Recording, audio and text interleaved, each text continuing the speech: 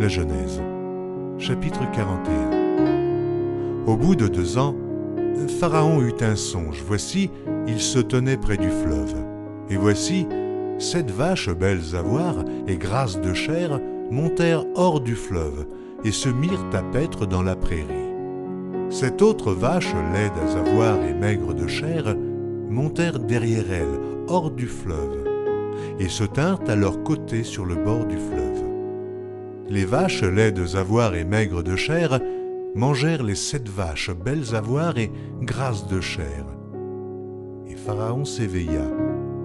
Il se rendormit et il eut un second songe. Voici, 7 épis gras et beaux montèrent sur une même tige.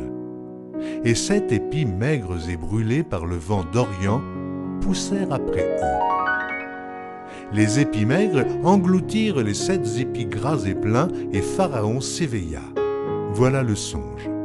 Le matin, Pharaon eut l'esprit agité, et il fit appeler tous les magiciens et tous les sages de l'Égypte. Il leur raconta ses songes, mais personne ne put les expliquer à Pharaon. Alors le chef des échansons prit la parole et dit à Pharaon : « Je vais rappeler aujourd'hui le souvenir de ma faute. Pharaon s'était irrité contre ses serviteurs, et il m'avait fait mettre en prison dans la maison du chef des gardes, moi et le chef des panetiers. Nous eûmes l'un et l'autre un songe dans une même nuit, et chacun de nous reçut une explication en rapport avec le songe qu'il avait eu. Il y avait là avec nous un jeune Hébreu, esclave du chef des gardes. Nous lui racontâmes nos songes, et il nous les expliqua. Les choses sont arrivées selon l'explication qu'il nous avait donnée.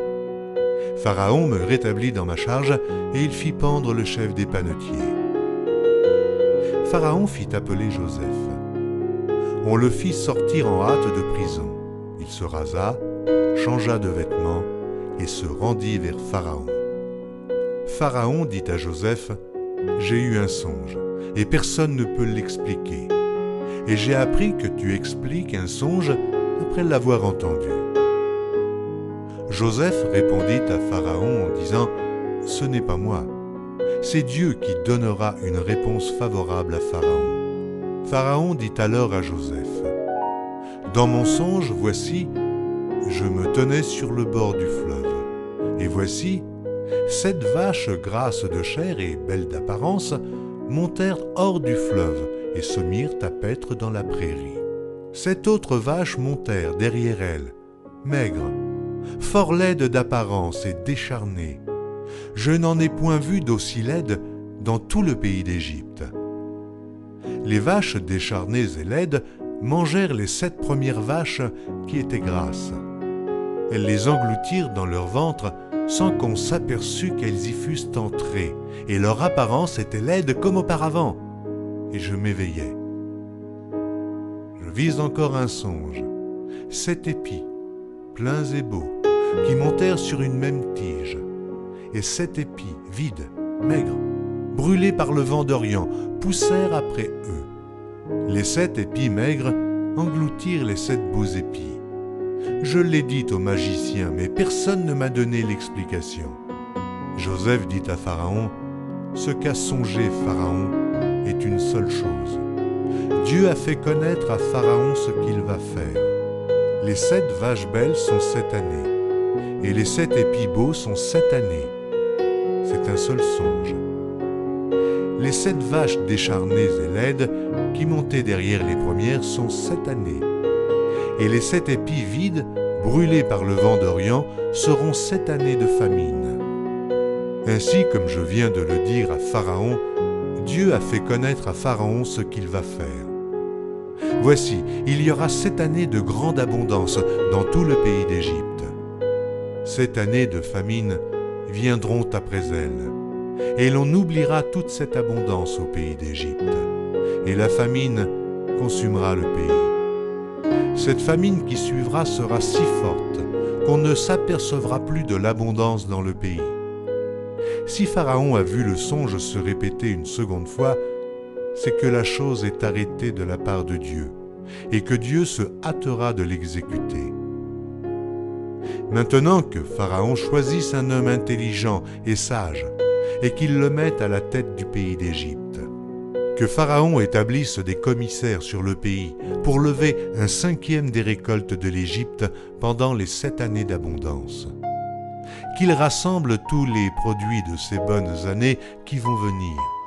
Qu'il fasse, sous l'autorité de Pharaon, des amas de blé, des approvisionnements dans les villes, et qu'ils en aient la garde. Ces provisions seront en réserve pour le pays, pour les 7 années de famine qui arriveront dans le pays d'Égypte, afin que le pays ne soit pas consumé par la famine. Ces paroles plurent à Pharaon et à tous ses serviteurs. Et Pharaon dit à ses serviteurs, « Trouverions-nous un homme comme celui-ci, ayant en lui l'Esprit de Dieu ?» Et Pharaon dit à Joseph, « Puisque Dieu t'a fait connaître toutes ces choses, il n'y a personne qui soit aussi intelligent et aussi sage que toi. Je t'établis sur ma maison, et tout mon peuple obéira à tes ordres. Le trône seul m'élèvera au-dessus de toi. » Pharaon dit à Joseph, « Voici, je te donne le commandement de tout le pays d'Égypte. » Pharaon ôta son anneau de la main et le mit à la main de Joseph. Il le revêtit d'habits de fin lin et on lui mit un collier d'or au cou. Il le fit monter sur le char qui suivait le sien. Et l'on criait devant lui, « À genoux !»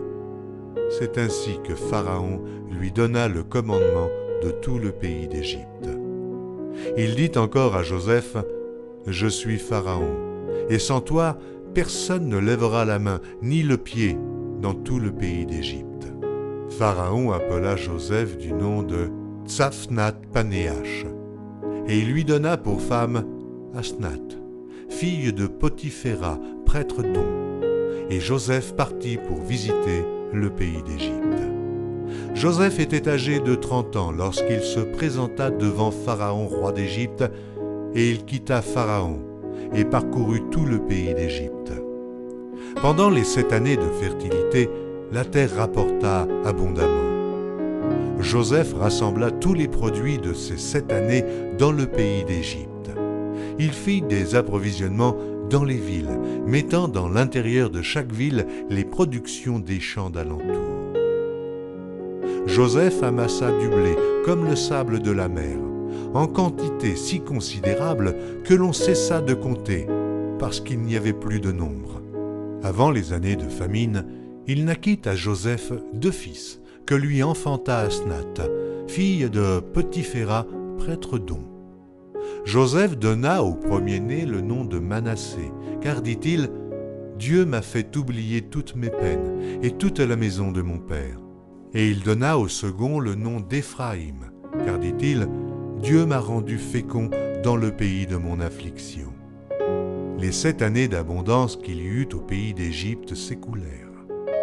Et les 7 années de famine commencèrent à venir, ainsi que Joseph l'avait annoncé. Il y eut famine dans tous les pays, mais dans tout le pays d'Égypte, il y avait du pain. Quand tout le pays d'Égypte fut aussi affamé, le peuple cria à Pharaon pour avoir du pain. Pharaon dit à tous les Égyptiens, « Allez vers Joseph et faites ce qu'il vous dira. » La famine régnait dans tout le pays.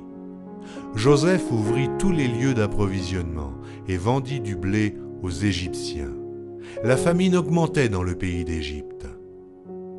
Et de tous les pays on arrivait en Égypte pour acheter du blé auprès de Joseph, car la famine était forte dans tous les pays.